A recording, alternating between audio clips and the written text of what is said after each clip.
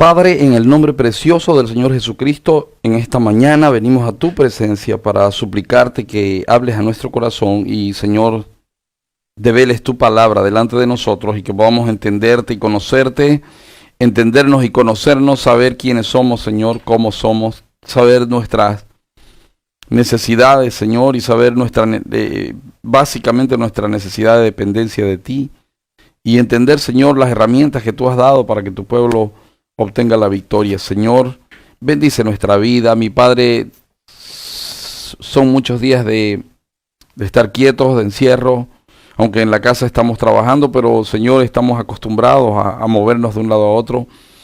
Permite que nuestros corazones en estos tiempos puedan ser fortalecidos en ti, podamos reconocer, Señor, que tú has permitido este tiempo con un propósito y, Señor, sepamos alegrarnos y gozarnos a pesar de.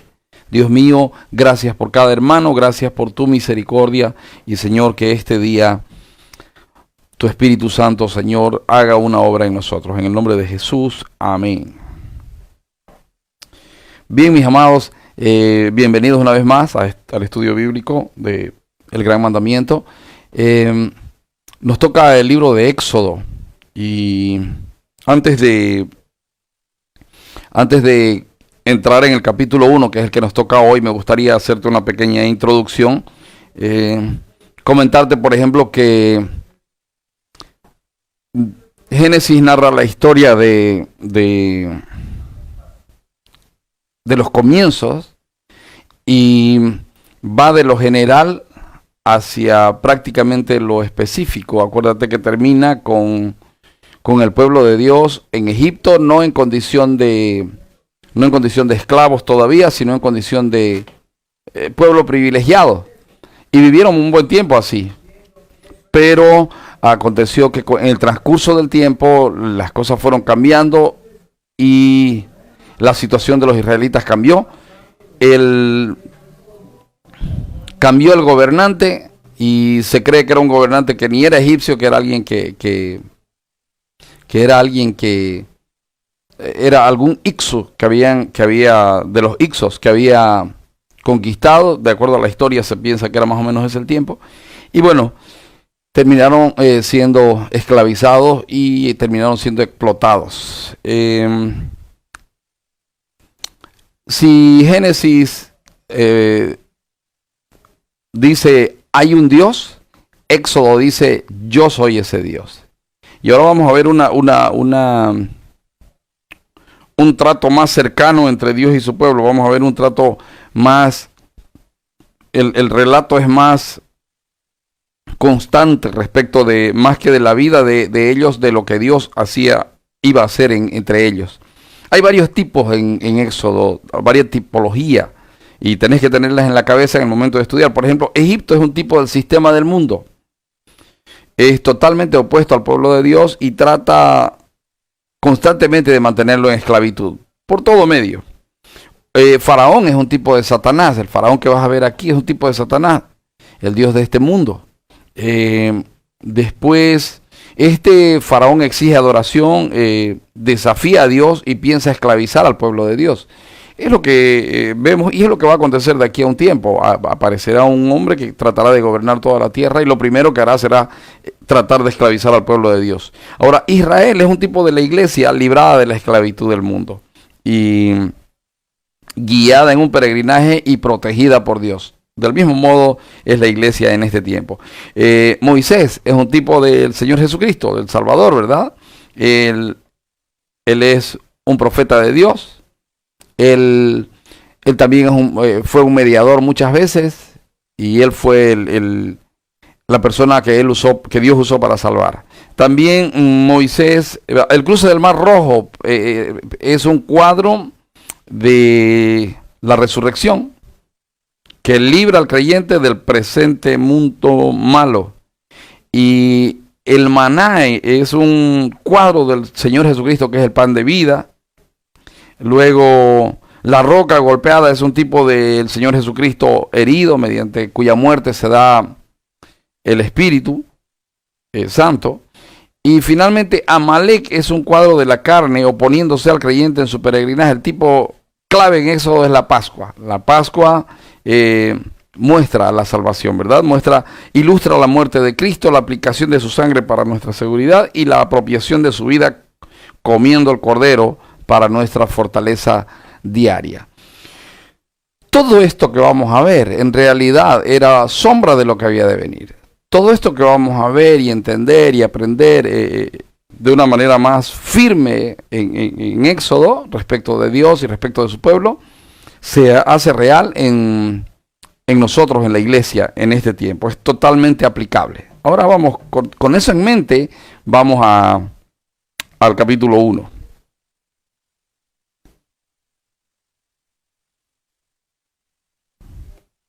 Dice así. Estos son los nombres de los hijos de Israel que entraron en Egipto con Jacob. Cada uno entró con su familia: Rubén, Simeón, Leví, Judá, Isaacar, Zabulón y Benjamín, Dan, Neftalí, Gad y Aser. Todas las personas que le nacieron a Jacob fueron 70. Y José estaba en Egipto. Y murió José y todos sus hermanos y toda aquella generación. Y los hijos de Israel fructificaron y se multiplicaron y fueron aumentados y fortalecidos en extremo y se llenó de ellos la tierra. Si usted se pone a pensar, aunque José murió, la historia no terminó y de hecho Dios continuó trabajando en ese pueblo. Ahora, sigo, dice, y murió José y todos sus hermanos y toda aquella generación y los hijos de Israel fructificaron y se multiplicaron y fueron aumentados y fortalecidos en extremo y se llenó de ellos la tierra. Entre tanto, se levantó sobre Egipto un nuevo rey que no conocía a José, y dijo a su pueblo: he aquí el pueblo de los hijos de Israel es mayor y más fuerte que nosotros. Ahora pues seamos sabios para con él, para que no se multiplique y acontezca que viniendo guerra, él también se una a nuestros enemigos y pelee contra nosotros y se vaya de la tierra. Entonces pusieron sobre ellos comisarios de tributos que los molestasen con sus cargas y edificaron para Faraón las ciudades de almacenaje, Pitón y Ramesés. Pero cuanto más los oprimían, tanto más se multiplicaban y crecían. De manera que los egipcios temían a los hijos de Israel, y los egipcios hicieron servir a los hijos de Israel con dureza, y amargaron su vida con dura servidumbre en hacer barro y ladrillo, y en toda labor del campo, y en todo su servicio, al cual los obligaban con rigor. Y habló el rey de Egipto a las parteras de las hebreas, una de las cuales se llamaba Cifra y otra Fua, y les dijo: cuando asistáis a las hebreas en sus partos, y veis el sexo, si es hijo, matadlo. Si es hija, entonces que viva. Pero las parteras temieron a Dios y no hicieron como les mandó el rey de Egipto, sino que preservaron la vida a los niños. Y el rey de Egipto hizo llamar a las parteras y les dijo: ¿por qué habéis hecho esto, que habéis preservado la vida de los niños? Y las parteras respondieron a Faraón: porque las mujeres hebreas no son como las egipcias, pues son robustas y dan a luz antes que la partera venga a ellas. Y Dios hizo bien a las parteras y el pueblo se multiplicó y se fortaleció en gran manera. Y por haber las parteras temido a Dios, él prosperó sus familias. Entonces Faraón mandó a todo su pueblo diciendo: echad al río a todo hijo que nazca y a toda hija preservad la vida. Fíjense que el capítulo 50 muestra un Israel en tiempos de bonanza, un Israel fortalecido, un Israel con privilegios, pero ahora esto muestra que las generaciones cambiaron y que ya no está sucediendo lo que estaba, ya no están en la misma condición en la que estaban. Veamos unas cosas aquí, vamos a poner como punto 1.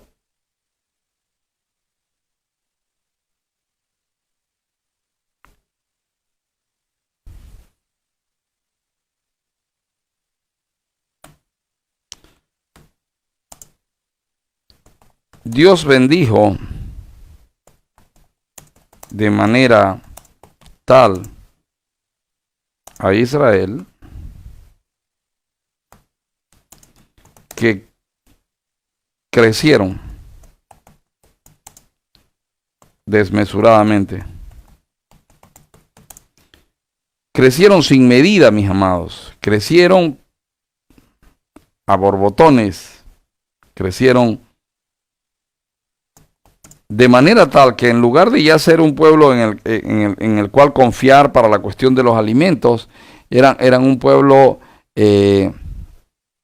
eran un pueblo que podría significar un peligro para los egipcios. Y quiero que piensen esto. Dice,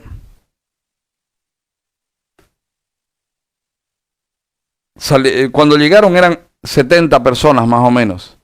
Y ahora de repente son 600 y tantos hombres, lo cual significa que deben haber más o menos unos 2 millones de personas en total. Así que definitivamente Dios había bendecido de una manera prolífica a Israel. Ahora, fíjese que también aquí dice, así como creció, también fueron cambiando las cosas. Una cosa que me llama mucho la atención es que, o que yo me pongo a pensar, es que con toda seguridad a Israel le pasó lo mismo que al creyente cuando está enrolado en el mundo. Me imagino que Israel no veló estando en Egipto. Me imagino que Israel se olvidó se acordaba de Dios, pero de la manera como se acuerda el cristiano o el que es iglesia, que empieza a mirar de acuerdo a este mundo y empieza a ser transformado por la filosofía, por las costumbres, por el modo, por la cultura, por las tradiciones de este mundo.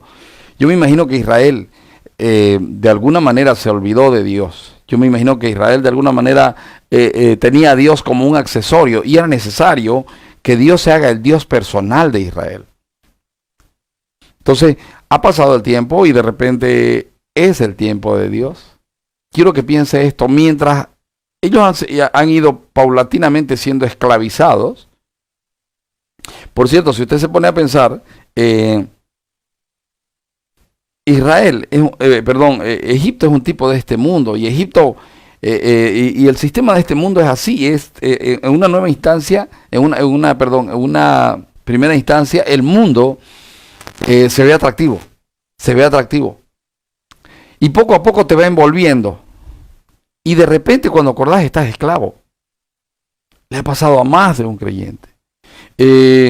Una cosa interesante es que estos eran una nueva generación.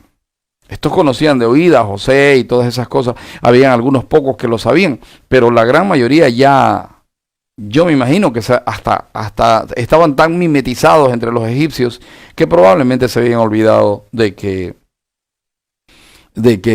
ellos eran un pueblo santo, de que ellos pertenecían a Dios y de que ellos estaban para la gloria de Dios. Entonces empezaron a perseguirlos como pueblo, porque por dos razones es perseguido el pueblo de Dios. Una, porque el mundo no soporta ver a Dios aún entre medio del pueblo. Y por otra parte es porque Dios está permitiendo esa persecución con un propósito. Dios siempre tiene propósitos en todo lo que hace. Bueno, Dios bendijo de tal manera a Israel que crecieron desmesuradamente. Y voy a poner aquí, perdón.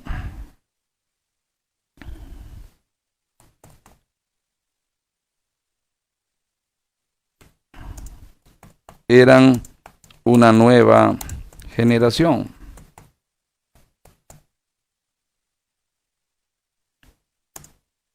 Probablemente el conocimiento de Jehová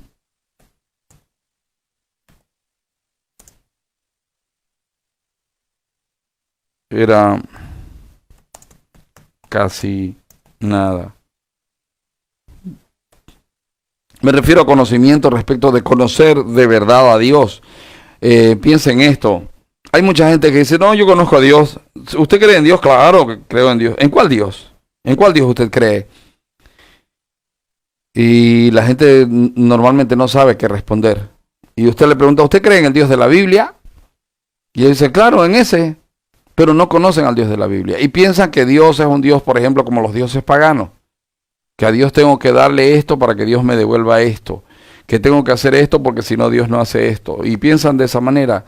Piensan en una actitud pagana. Y su cristianismo es muy parecido al paganismo. Entonces, probablemente esa era la actitud de ellos en el momento en que está ocurriendo esto. Eran una nueva generación, probablemente el conocimiento de Jehová era casi nada. Por si eso fuera poco, había un nuevo rey. Voy a poner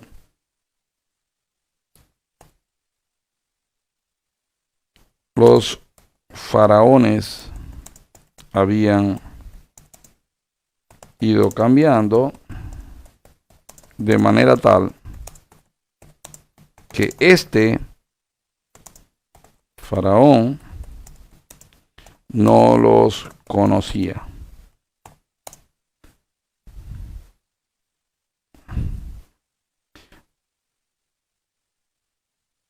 Dice aquí, y los hijos de Israel fructificaron y se multiplicaron y fueron aumentados y fortalecidos en extremos y se llenó de ellos la tierra. Quiero poner aquí, antes de desarrollar el punto 2, quiero poner, no obstante, era notorio que Dios cumplió sus promesas para con ellos. A pesar de que ha pasado el tiempo, a pesar de que son generaciones que no conocen a Dios como debieran conocerle, Dios ha cumplido con ellos. Ahora miren lo que dice en el versículo 8. Entre tanto se levantó sobre Egipto un nuevo rey que no conocía a José y dijo a su pueblo: he aquí el pueblo de los hijos de Israel es mayor y más fuerte que nosotros. Ahora pues seamos sabios para con él, para que no se multiplique y acontezca que viniendo guerra él también se una a nuestros enemigos y pelee contra nosotros y se vaya de la tierra. Pregunto, ¿no era mejor darles un trato bueno y de esa manera tenerlos para ellos? ¿Por qué es que este faraón piensa de ese modo? Mejor es matarlos que... Porque siempre el pensamiento en contra del pueblo de Dios, siempre el pueblo de Dios estorba, siempre el pueblo de Dios será perseguido, siempre Satanás incitará a los hombres a que persigan al pueblo de Dios. Y eso era lo que estaba pasando aquí. Este faraón no los conocía. Voy a poner aquí versículo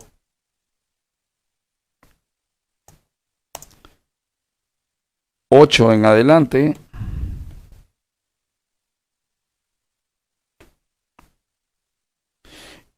Si usted lee en Hechos, capítulo 7, versículo 18, dice que fue otro rey de una clase diferente. Por eso es que este nuevo rey, la mayoría de los historiadores y comentaristas dice que era un rey totalmente distinto. Se cree que, le vuelvo a repetir, era uno de los invasores Hyksos. La historia dice que en ese tiempo los Hyksos invadieron Egipto y se apoderaron. Se cree que eran sirios, de Siria. Entonces, este nuevo rey tenía actitud de guerrero conquistador y no le interesaba mucho ni el pueblo ni nada de aquello. Entonces dice, entonces pusieron sobre ellos comisarios de tributos que los molestasen con la carga. En primer lugar, iniciaron una opresión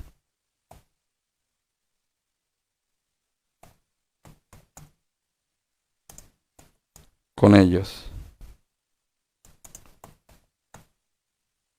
Luego dice, entonces pusieron sobre ellos comisarios de tributos que los molestasen con sus cargas y edificaron para Faraón las ciudades de almacenaje, Pitón y Ramsés. En primera instancia iniciaron una opresión con ellos, voy a poner aquí económica.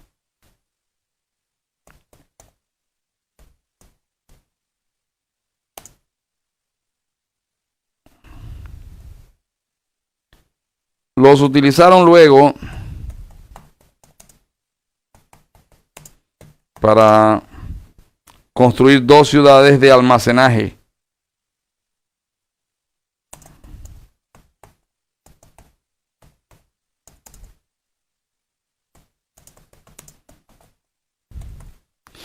En ambas cosas, ellos bendecidos por Dios, pues respondieron sin mayor complicaciones, pero este hombre estaba dispuesto a hacerles daño. Entonces dice, entonces pusieron sobre ellos comisarios de tributos para que los molestasen con sus cargas y edificaron para Faraón las ciudades de almacenaje, Pitón y Ramesés. Pero cuanto más los oprimían, tanto más se multiplicaban y crecían, de manera que los egipcios temían a los hijos de Israel. Voy a poner aquí, no obstante la opresión,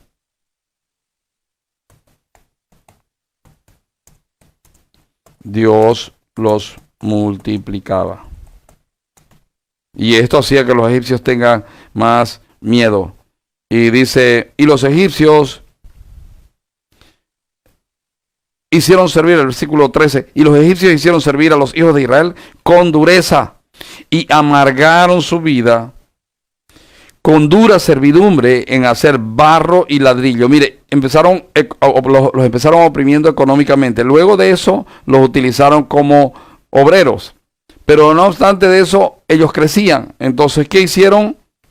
Los esclavizaron. Terminaron esclavizándolos de manera tal que amargaron su vida. Este mundo poco a poco se va apoderando de aquellos que hacen, de aquellos de la iglesia que hacen amistad con él. El mundo va absorbiendo y en determinado momento quedas esclavo de este mundo. Hemos visto una serie de predicadores, por ejemplo, que predicaban bien, que estaban bien, que usted los miraba y decía, wow, hombres que fueron, y lo mismo que cantantes y músicos, que fueron gente que nos bendijo en la época de los 90 por ahí, pero rápidamente se metió el mundo a la iglesia y en determinado momento vimos que hombres de Dios, hombres preciosos de Dios, fueron atrapados y aún siguen algunos atrapados por este mundo. Algunos se han arrepentido, muy pocos por cierto, pero hay una gran mayoría que está ahí, que usted los ve ahí, están esclavizados en la fama, esclavizados en el dinero, etcétera, etcétera. Determinaron esclavizarlos a estos y los mandaron a hacer ladrillos. Como esto no funcionó, el siguiente paso fue una estrategia macabra y perversa. Mire, lo voy a poner como punto 3.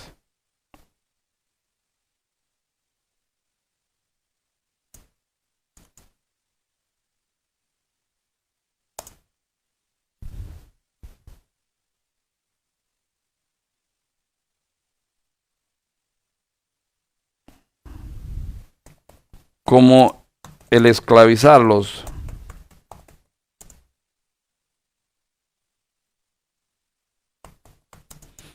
no estaba funcionando,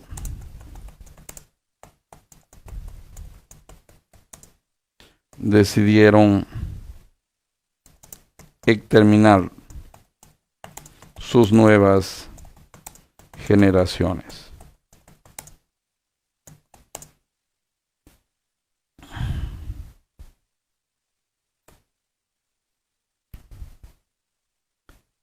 Esto va a ser versículo 15 hasta terminar. Y ahorita aplico para que usted entienda de qué se trata esto. Dice, y habló el rey de Egipto a las parteras de las hebreas, una de las cuales se llamaba Cifra y otra Fua, y les dijo, cuando asistáis a las hebreas en sus partos, y veáis el sexo, si es hijo matadlo, y si es hija entonces viva. Pero las parteras temieron a Dios y no hicieron como les mandó el rey de Egipto, sino que preservaron la vida de los niños. Y el rey de Egipto hizo llamar a las parteras y les dijo, ¿por qué habéis hecho esto, que habéis preservado la vida de los niños?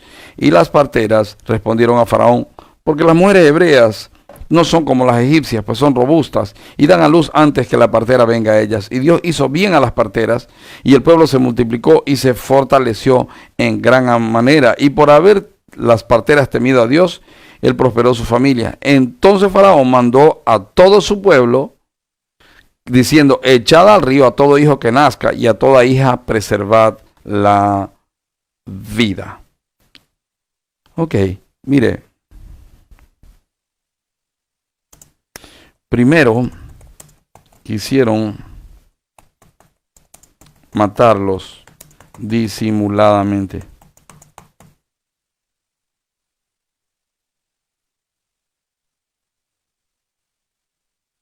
Primero quisieron matarlos disimuladamente, ¿verdad? Pero como esa estrategia no funcionó, luego la orden fue asesinar abiertamente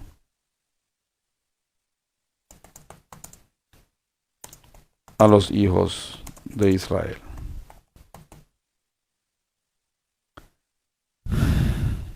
Ok.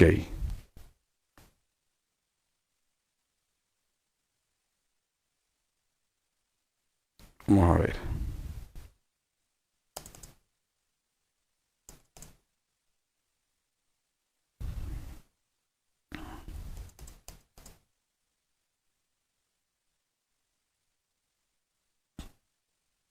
Tres cosas vimos esta mañana.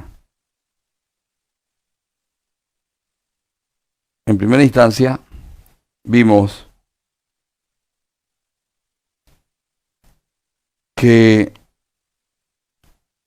Dios cumplió su promesa y Dios bendijo a Israel, aún estando ellos en medio de Egipto. Y aunque Israel se había olvidado de Dios, Dios no se había olvidado de Israel. Y Dios en su infinito amor comenzaba a mirar a Israel como su pueblo y era el tiempo de Dios para sacarlos de ahí. Ahora, quiero que piensen esto. Si ellos hubieran estado bien, si no hubieran tenido ningún problema, si ellos hubieran estado prosperados, bendecidos y en victoria, etcétera, ellos hubieran pensado que su mejor vida era allí y ahora, ¿verdad? Ellos hubieran pensado, no, esto es todo lo que queremos, no necesitamos más. No necesitamos más. Necesitamos que tener techo, comida, prosperar económicamente y crecer como pueblo. Ya está, eso es lo nuestro. Pero es que eso es el fin de cualquier pueblo común. Pero ellos no habían sido escogidos para ser un pueblo común. Ellos habían sido escogidos para mostrar la gloria de Dios. Pero llevan 400 años donde no hay registro de cómo se haya mostrado la gloria de Dios mientras ellos estaban en Egipto. De hecho, ellos se habían acomodado a Egipto ya. Entonces, no podían continuar en esa actitud. Y yo lo asocio mucho con la iglesia. La iglesia ha llegado a un tiempo en que se ha mezclado tanto con este mundo, que ya la iglesia no muestra la gloria de Dios, muestra la gloria de ella, muestra las riquezas de este mundo, muestra el poder de este mundo, el poder humano de este mundo, pero no muestra la gloria de Dios. La iglesia ya no está mostrando a Cristo como debiera. Bueno, estoy hablando la iglesia en su mayoría, ¿verdad? Porque hay iglesias que están peleando para mostrar la gloria de Dios, peleando consigo mismo, no digo peleando con el diablo, porque no es mostrar la gloria de Dios, demostrar que yo tengo poder sobre los demonios. Mostrar la gloria de Dios es mostrar a Cristo en la iglesia. Y ellos no estaban cumpliendo el propósito. Entonces Dios tenía que convulsionarle su mundo. Hermano, toda vez que no cumplimos el propósito, Dios convulsionará nuestro mundo. Y sucederá de aquí a poco. De aquí a poco empezarán a perseguir a los cristianos. Sí, nos van a perseguir, lo dice la Biblia. De aquí a poco se va a instaurar un nuevo orden mundial. De aquí a poco se va a instaurar un solo gobierno. Se va a instaurar un hombre puesto de parte de Satanás, que no va a hacer caso a Dios ni a sus leyes, que no va a tener temor de Dios, y de hecho Dios le va a permitir prosperar. Entonces, este es un tiempo en el que nosotros debemos entender que Dios está moviendo nuestras vidas para llevarnos ya a un no voy a decir un escalón mayor, porque no me gusta hablar de escalas, pero Dios nos está llevando a una nueva etapa. Y para ello es necesario que nosotros estemos preparados. Y lo que está ocurriendo en este tiempo es precisamente eso. Dios está preparando. ¿No te sentís incómodo en el mundo? ¿No te estorban algunas cosas de este mundo? Te voy a hacer una pregunta. Y esto podría mostrar si de verdad ¿Estás cumpliendo tu función como iglesia o no? ¿Cómo andas con el asunto del movimiento LGBTIQR, no sé qué más? ¿Cómo andas con eso? Tú lo aceptas, para ti es normal, tú eres de los que no, hay que ser tolerante. ¿Cómo eres tú? ¿O estás predicando en contra de la homosexualidad, al igual que predicas en contra de los demás pecados? Otro asunto, ¿cómo estás tú con el asesinato de niños? Se le llama aborto, pero es asesinato de niños. ¿Cómo estás tú? ¿Estás de acuerdo con eso? ¿Te parece normal o estás en contra de eso? Otro asunto es, ¿cómo estás tú respecto de la santidad? ¿Tu pensamiento es conforme a este mundo? ¿Estás acomodado a la ideología, a la doctrina de este mundo? ¿O de verdad tú entiendes que el pueblo de Dios es santo? Porque fíjate que Dios es todopoderoso, es omnisciente, está en todas partes, etcétera. Pero estos libros fueron escritos para que tú y yo tengamos pautas de cómo Dios trabaja. Entonces, este es un tiempo en el que necesitamos fortalecernos en Dios. Si Israel se hubiera fortalecido en Dios estando en el cautiverio, ellos hubieran sido exactamente como José. José, aún estando en cautiverio, José estaba en un sitio de privilegio. Pero si Dios hubiera permitido que ellos continúen en un sitio de privilegio, con sus corazones lejos de Dios, eso hubiera terminado en desastre. Entonces, voy a poner aquí, solo te lo digo, era necesario que Dios empiece a obrar de manera tal que ellos se vuelvan a Dios, ellos vuelvan su mirada a Dios. Y la manera como Dios hace eso es, trabaja en medio de las circunstancias. Y aconteció que ahora Dios ha permitido que lleguen al punto en que aparece un faraón que no les tiene ningún respeto y que no les tiene ninguna consideración. De hecho, quiere destruirlos. Y entonces el lugar de comodidad que ellos tenían, que por cierto no era tan lugar de comodidad porque estaban esclavizados, pero ese lugar donde ellos se habían acomodado, era necesario que los expulse. Fíjense que no es que ellos salieron. Fíjense que finalmente terminan diciéndoles, ya váyanse, por favor, váyanse y tomen regalos y llévense. Usted verá la continuación de la historia, es espectacular. Entonces, Dios permitió que el faraón cambie. Acuérdense, toda autoridad es puesta por Dios y Dios puso a ese faraón ahí, un faraón extraño. Y finalmente, este faraón, porque Dios lo permite, arma esta otra estrategia, y que es una estrategia en la que este faraón quería destruir al pueblo de Dios. ¿Sabe? No se asombre de que de aquí a unos meses o tal vez a unos años se empiece a perseguir a la iglesia de manera tal que ahorita la persecución es sutil, pero no se extrañe de que aquí a un tiempo toda la iglesia sobre la faz de la tierra sea perseguida de una manera violenta. Y es bueno estar preparados. 3 cosas vimos hoy. Se cumplía el tiempo de Dios y Dios los había mantenido y había cumplido su palabra y ellos estaban distraídos. Dios cambia al rey de la época o al faraón de la época y este faraón crea una estrategia de opresión, no funciona la opresión y de repente ahora quiere destruir al pueblo a través de matar a sus niños. Si Génesis dice hay un Dios, Éxodo dice yo soy ese Dios. Y en Éxodo usted verá cómo el pueblo de Israel ve a Dios, conoce a Dios, pero lo primero que sucede es que se acuerdan de Dios, claman a Dios, ven a Dios a través de su mano poderosa, son liberados por Dios. Es necesario que nosotros como pueblo clamemos a Dios y veamos a Dios en toda circunstancia. Que el Señor te bendiga, el Señor te guarde y te veo en Deuteronomios capítulo 15. Y el anhelo de mi corazón es que tú medites en estas cosas, que apliques esto a tu vida. ¿Cómo estás en tu relación con Dios? ¿Dios es importante para ti? ¿Es lo más importante? ¿Vives en función de Dios? ¿Tu corazón está deseoso de obedecer a Dios? ¿Tu corazón teme a Dios? ¿Tu corazón ama a Dios? ¿Cómo es tu corazón? ¿Cómo está tu corazón? Porque aunque tú te llames cristiano, si tú no tienes la actitud correcta para con Dios, Dios va a tener que tomar cartas en el asunto y van a ser cartas que no te van a gustar. Acuérdate, este era su pueblo. Él prometió protegerlos. Solo que a veces la protección de Dios implica dejar que algunos mueran. Solo que a veces la protección de Dios implica dejar que a veces que en ocasiones te opriman o te persigan. Porque es la única manera de que tú mires hacia Él. Porque estás tan embelesado con este mundo. Entonces, amados, el anhelo de mi corazón es que ahora que comenzamos a estudiar Éxodo transforme nuestra vida. ¿Oramos? Padre, gracias por este tiempo y Señor, gracias porque muestras a tu iglesia que cuál es la manera como tú trabajas, Señor, cuál es la manera como tú obras en tu pueblo. Y Señor, quiero pedirte que como iglesia podamos entender esto y podamos volvernos a ti, entender que vivimos aquí para tu gloria, que estamos para tu gloria y que empecemos de verdad a glorificar tu nombre. Padre, bendice a cada uno de mis hermanos. Quiero pedirte de una manera especial por la familia Cuellar, Señor, por nuestra hermana Rosemary Cuellar y por David Cabrera, su hijo. Señor, están viviendo un tiempo difícil enterrando a